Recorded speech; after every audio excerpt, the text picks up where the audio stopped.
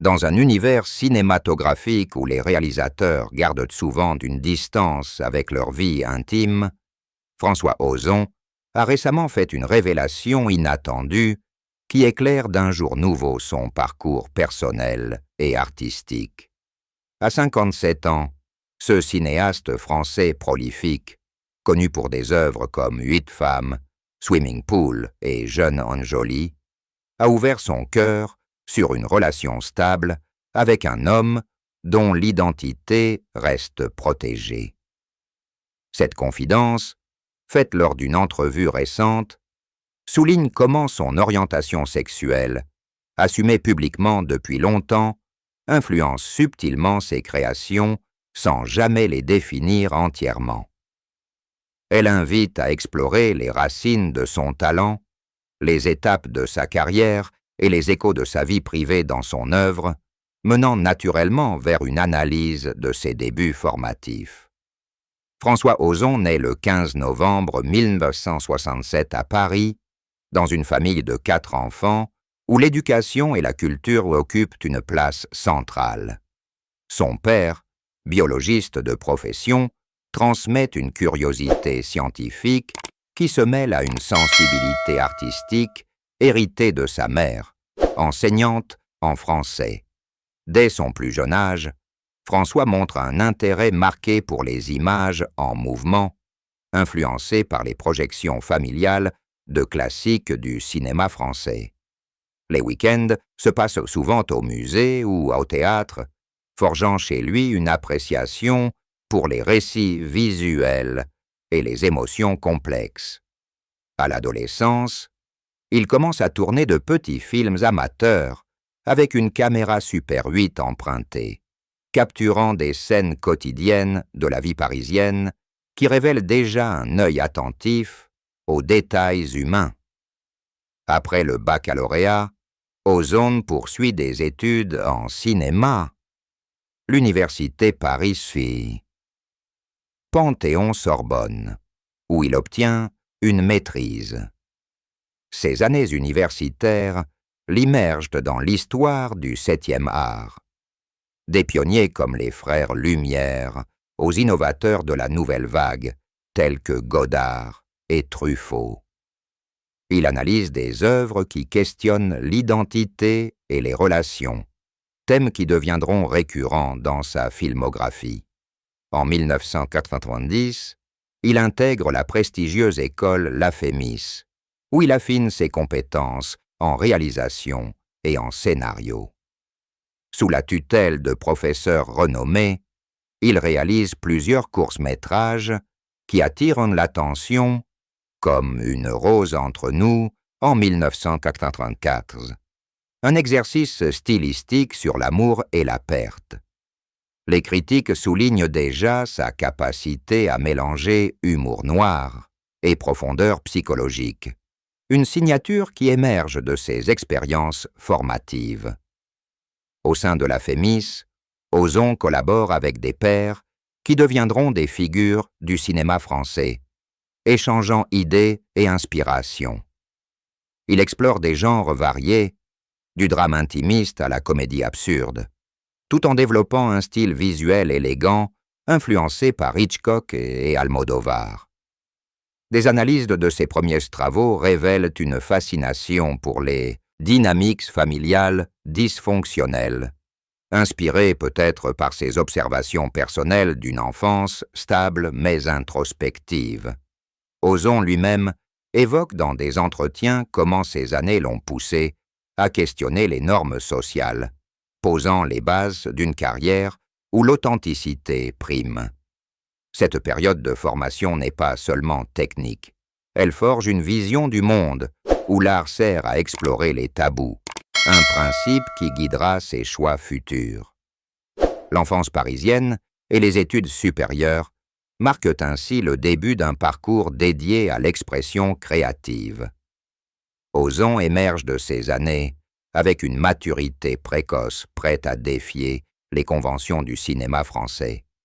Ces fondations expliquent sa prolifération ultérieure, où chaque film devient une extension de ses interrogations intimes, reliant subtilement vie personnelle et œuvre artistique sans jamais les confondre. Les années 1990 voient François Ozon s'affirmer à travers une série de courts-métrages qui posent que les jalons de son esthétique distinctive. En 1995, il réalise Action-Vérité, une exploration ludique des secrets adolescents où le jeu du titre révèle des tensions érotiques et psychologiques. Ce film, projeté dans des festivals indépendants, attire l'attention pour son mélange d'humour et de malaise, des éléments qui deviendront récurrents. Suivent des œuvres comme Les Puceaux en 1996, qui traite de la découverte sexuelle avec une franchise audacieuse, et Scènes de lit en 1998, une compilation de vignettes intimes explorant la diversité des relations humaines. Les critiques apprécient que sa capacité à condenser des narratives complexes en formats courts, soulignant une économie narrative influencée par ses mentors. En parallèle, Ozon expérimente avec des thèmes queer, intégrant subtilement des éléments autobiographiques sans les expliciter. Dans une robe d'été de 1996, il dépeint une rencontre fortuite sur une plage qui bouleverse l'identité d'un jeune homme, un récit qui résonne avec des questionnements personnels sur l'orientation. Ce court-métrage remporte plusieurs prix, dont le Léopard d'or à Locarno, confirmant son talent émergent. Analysant ses travaux, on note une évolution vers une mise en scène plus sophistiquée, avec un usage précis de la couleur et du son pour amplifier les émotions. Ozon collabore déjà avec des acteurs comme Sacha Hales ou Jérémy Elkaïm, instaurant des relations durables qui enrichiront ses projets futurs. Le passage au long métrage se fait avec Sitcom en 1998, une satire familiale où un rat de laboratoire bouleverse une maisonnée bourgeoise. Ce film, présenté à la Semaine de la critique à Cannes, divise les opinions, mais affirme Ozon comme un provocateur. Il y infuse des références à Buñuel et Fassbinder, adaptées à un contexte contemporain français. Les analyses postérieures mettent en lumière comment ses débuts reflètent une société en mutation, avec des allusions à l'identité sexuelle et aux normes familiales.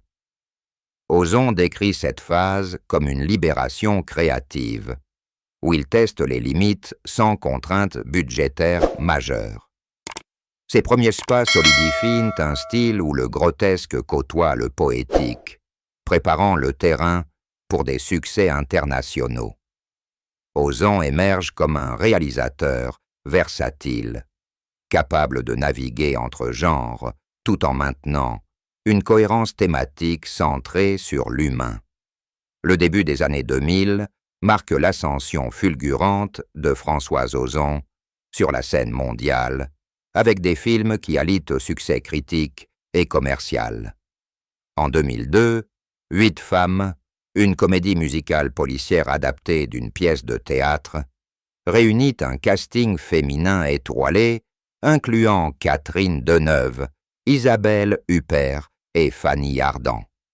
Ce long-métrage, où 8 femmes sont suspectées d'un meurtre dans une maison isolée, mélange hommage aux classiques hollywoodiens et subversion des stéréotypes de genre. Il remporte plusieurs Césars, dont celui de la meilleure actrice pour Huppert, et attire des millions de spectateurs en France. Les critiques saluent sa maîtrise du suspense et des numéros musicaux, qui révèlent les failles des personnages avec une ironie mordante. Suivant ce triomphe, Swimming Pool en 2003 propulse Ozon vers un public anglophone. Avec Charlotte Rampling en auteur en panne d'inspiration et Ludivine Sagnier en jeune femme provocante, le film explore les frontières entre réalité et fiction dans une villa provençale. Tourné en anglais et français, il joue sur l'ambiguïté érotique et psychologique, inspirant des débats sur la manipulation narrative. Présenté à Cannes, il récolte des éloges pour sa tension croissante et son twist final, souvent comparé à ceux d'Hitchcock. Analysant ce succès, on observe comment Ozon utilise le cadre méditerranéen pour amplifier les conflits internes, une technique affinée dans ses œuvres précédentes. Ces films consolident sa réputation de réalisateur prolifique, capable de produire un long métrage par an tout en variant les tons. En 2004, 5-2 retrace à rebours la dissolution d'un mariage, offrant une méditation sur l'amour et le temps et avec Valérie Abruni Tedeschi. Les observateurs notent une maturité croissante, où les thèmes personnels comme les relations durables émergent subtilement. Ozon collabore régulièrement avec des compositeurs comme Philippe Rombi, dont les partitions renforcent l'impact émotionnel. Cette période de reconnaissance internationale le positionne comme un héritier de la nouvelle vague, modernisé pour un public global. La notoriété acquise ouvre des portes à des projets ambitieux où Ozon continue d'explorer la complexité humaine avec une objectivité qui évite les jugements hâtifs. François Ozon assume publiquement son homosexualité depuis les années 1990, une transparence qui imprègne discrètement ses films sans en faire le centre exclusif de son récit.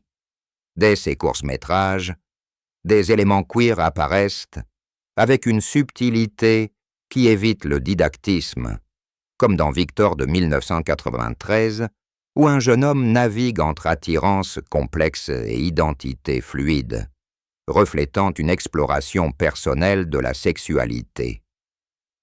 Cette ouverture coïncide avec une époque de visibilité accrue pour la communauté LGBTQ+ en France, marquée par des avancées légales comme le Pacs en 1999, qui encouragent une représentation plus nuancée dans les arts. Ozon évite cependant les étiquettes restrictives, préférant que son orientation serve de toile de fond plutôt que de définition absolue, permettant ainsi à ses œuvres d'atteindre une universalité qui touche un large public au-delà des frontières communautaires. Ses œuvres plus matures intègrent ces thèmes avec une finesse accrue, souvent en les entremêlant à des intrigues plus vastes. Dans Le Temps, qui reste de 2005, un photographe confronté à une maladie terminale revisite ses relations passées, incluant des amours masculines traitées avec une vulnérabilité crue, mais sans sensationnalisme, explorant la mortalité et le regret. Les critiques analysent cela comme une réflexion subtile sur la fragilité humaine, influencée par l'épidémie du sida qui a marqué sa génération, bien que Ozon maintienne une distance narrative pour éviter l'autobiographie directe. En 2009, Le Refuge dépeint une grossesse inattendue chez une toxicomane, mais sous-tend des questionnements sur l'identité sexuelle à travers des personnages secondaires dont les trajectoires queer et ajoutent des couches de complexité au drame principal. La vie privée d'Ozon reste protégée, avec peu de détails sur ses relations passées, mais il mentionne occasionnellement l'impact de l'amour sur sa créativité, comme dans des discussions sur Potiche en 2010, où les dynamiques de pouvoir rappellent des observations personnelles sur les rôles genrés et les attirances non conventionnelles. Analysant son corpus global, on discerne une évolution marquée, des débuts provocateurs, avec des thèmes explicites, comme dans Goutte d'eau sur pierre brûlante en 2000, une adaptation de Fassbinder explorant la bisexualité et le sadomasochisme, vers des explorations plus introspectives, où l'homosexualité devient un prisme pour examiner la société dans son ensemble. Ces collaborations récurrentes avec des acteurs comme Melville Poupeau ou Jérémy Renier, souvent dans des rôles queer, renforcent cette dimension, apportant une authenticité palpable aux portraits humains qu'ils dessinent. Ozon engage également dans des causes sociétales, soutenant des festivals LGBTQ+, et des initiatives pour la visibilité, sans adopter un militantisme ostentatoire, préférant léser son cinéma parlé. Dans Franz de 2016, un mélodrame post-guerre en noir et blanc, il infuse des éléments de queerness subtils, comme une sensualité masculine non dite qui challenge les normes hétéronormatives de l'époque dépeinte. Les observateurs notent comment cette approche équilibrée évite les stéréotypes réducteurs, favorisant des portraits nuancés qui reflètent la diversité des expériences humaines et encouragent une empathie transversale. Cette assomption d'identité enrichit profondément son cinéma, le rendant accessible tout en challengeant les normes établies et prépare le terrain pour des révélations plus personnelles où l'amour stable devient un pilier discret de sa stabilité émotionnelle et créative. Récemment, François Ozon a partagé une confidence rare et touchante sur sa vie sentimentale, avouant que l'amour de sa vie est un homme avec qui il entretient une relation stable depuis plusieurs années, une déclaration qui humanise davantage ce cinéaste discret.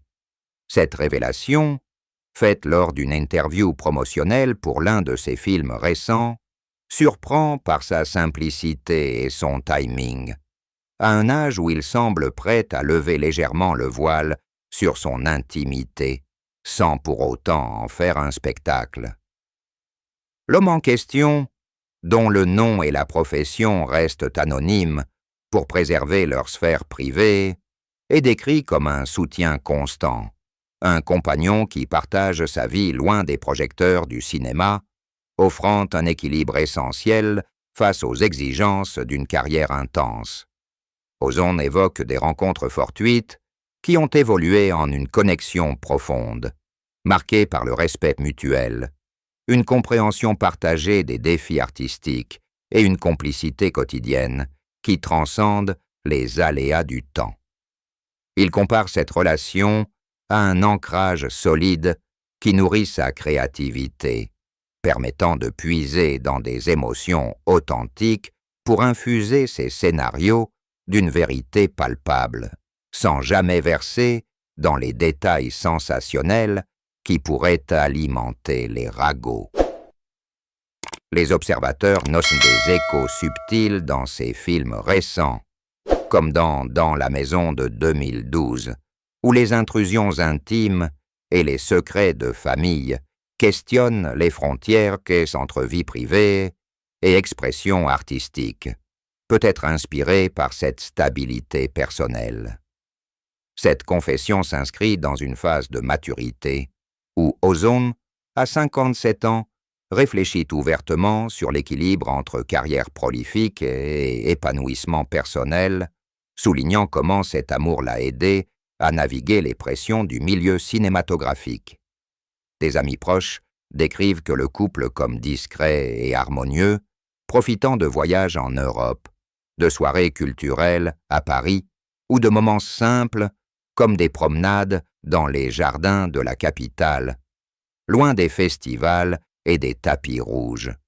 Ozon analyse lui-même comment cet engagement influence subtilement ses récits, ajoutant une couche d'authenticité au thème de fidélité, de vulnérabilité et de résilience qu'il explore, comme dans Été 85 de 2020, un romance adolescente, queer qui résonne avec des souvenirs de jeunesse, mais aussi avec une perspective adulte sur l'amour durable. La révélation soulève des discussions enrichissantes sur la visibilité des figures publiques dans la communauté LGBTQ+, Ozone, insistant sur le fait que son orientation n'a jamais été un secret absolu, mais que cette relation représente une stabilité méritant d'être célébrée sans exhibitionnisme. Analysant les répercussions potentielles, on voit une libération personnelle qui pourrait inspirer d'autres œuvres plus introspectives, où les dynamiques relationnelles prennent une place centrale sans perdre en universalité. Cette étape marque un tournant significatif dans la trajectoire d'Ozon, où l'amour devient un thème assumé et enrichissant, renforçant son legs artistique en le rendant plus relatable et humain, tout en respectant les limites qu'il s'impose. Les dernières années voient Françoise Ozon explorer de nouveaux territoires thématiques, tout en maintenant une productivité impressionnante, alternant entre drames intimes et critiques sociétales avec une maîtrise accrue. En 2013, Jeune Jolie suit une adolescente découvrant la prostitution par curiosité. Un sujet controversé, traité avec une empathie nuancée et sans jugement moralisateur, interrogeant la jeunesse, le désir et l'autonomie féminine. Avec Marine Vact dans le rôle principal, le film suscite des débats éthiques profonds et remporte des prix internationaux, démontrant la capacité d'Ozon à aborder des tabous contemporains avec une objectivité qui invite à la réflexion plutôt qu'à la condamnation. Suivent des œuvres plus engagées, comme Grâce à Dieu en 2019, inspiré d'un scandale réel d'abus sexuels dans l'Église catholique, où Ozon adopte un ton quasi documentaire. Pour dénoncer les silences institutionnels et les traumas des victimes. Ce long métrage, récompensé au Festival de Berlin, met en scène Melville Poupeau et Denis Ménochet dans des rôles poignants, et les critiques louent sa rigueur narrative qui équilibre faits historiques et émotions humaines. En 2020, Été 4 ans adapte un roman jeunesse sur un amour adolescent masculin dans les années 1980, capturant la nostalgie d'une époque avec Félix Lefebvre et Benjamin Voisin, explorant la perte, la mémoire et la découverte de soi, avec une sensualité affirmée qui rend hommage aux romances queer classiques. Ozon continue avec Tout s'est bien passé en 2021, adapté d'un livre d'Emmanuel Bernheim sur l'euthanasie, où Sophie Marceau incarne une fille confrontée à la demande de mort de son père, un rôle qui aborde les dilemmes moraux de fin de vie avec sensibilité et humour noir. Les observateurs notent une évolution vers des thèmes plus graves, influencés peut-être par une maturité personnelle, tout en conservant une mise en scène fluide et visuellement élégante. En 2022, Peter von Kant revisite une pièce de Fassbinder avec Denis Ménochet dans le rôle-titre, un hommage queer au cinéma allemand qui explore la jalousie et le pouvoir dans les relations artistiques, affirmant l'engagement d'Ozon avec les héritages cinématographiques. Plus récemment, The Crime is Mine, en 2023, une comédie policière des années 1930, avec Nadia Tereskevich et Rebecca Marder, joue sur les stéréotypes de genre et la célébrité, remportant un succès public pour son esprit ludique. En 2024, When Fall is Coming dépeint les dynamiques familiales automnales avec une touche poétique, tandis que The Stranger, en 2025, adaptation du roman de Camus présenté à Venise,